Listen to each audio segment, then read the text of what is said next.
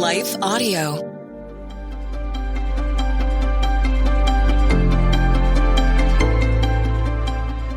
Welcome to the Crosswalk Devotional.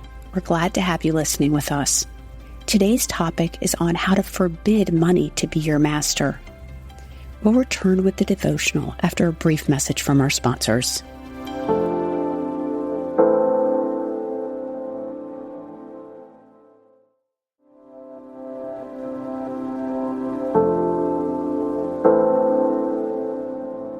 Forbid money to be your master. Written and read by Kelly Balarie. No one can serve two masters. Either you will hate the one and love the other, or you will be devoted to the one and despise the other.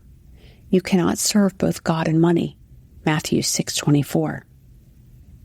Sharing coffee, my friend revealed a deep struggle with me. Kelly, they essentially conveyed, I fear when I only have a little money. When I see only a couple $100 in my bank account, I get stressed and afraid. Money rules my countenance. Yet now I'm seeing that I have made money more of a lord than the Lord.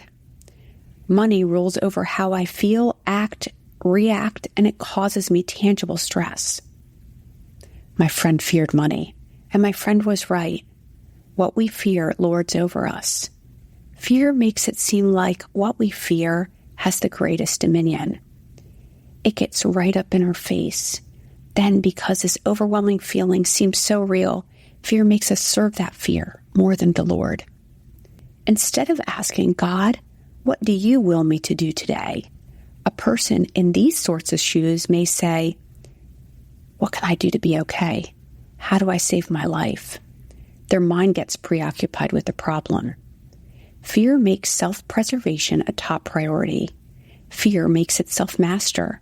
Fear sends its subjects into endless ruminations on how they can make everything okay. How is fear lording over you? Is money being raised up as your master? Jesus said, no one can serve two masters. Either you will hate the one and love the other, or you will be devoted to the one and despise the other. You cannot serve both God and money. Matthew 6:24.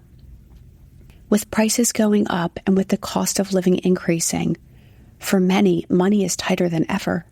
But still, money is not Lord. The Lord is Lord of all. He is Lord of heaven and earth, just as much as he is Lord of all finance. We never serve money, neither the lack or the abundance of it. Instead, our money serves him and his cause. All the money we have is from him and by him. He owns it all. In this, we can give thanks. God knows exactly what we need, when we need it, and money is a tool for his glory.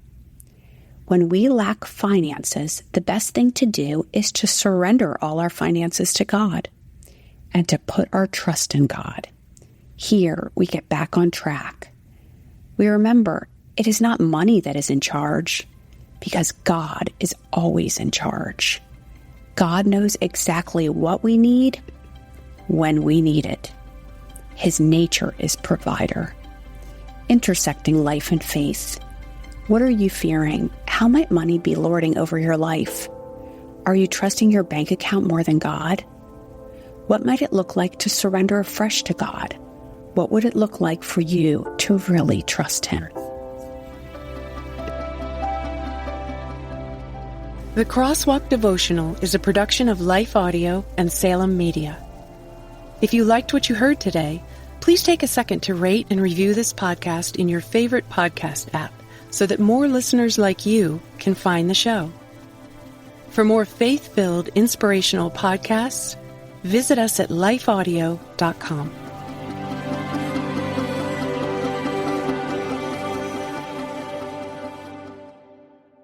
In a world where relationships are easily broken and often discarded, the Rebuilding Us Marriage podcast is your lighthouse, guiding the way to hope, restoration, and transformation in Christ.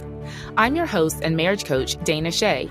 Join me as we discuss the necessary tools for rebuilding marriages from adversity, betrayal, and disconnection. It's time to reignite love as we rebuild marriages from the ground up. Listen to the Rebuilding Us Marriage podcast on lifeaudio.com or wherever you get your podcasts.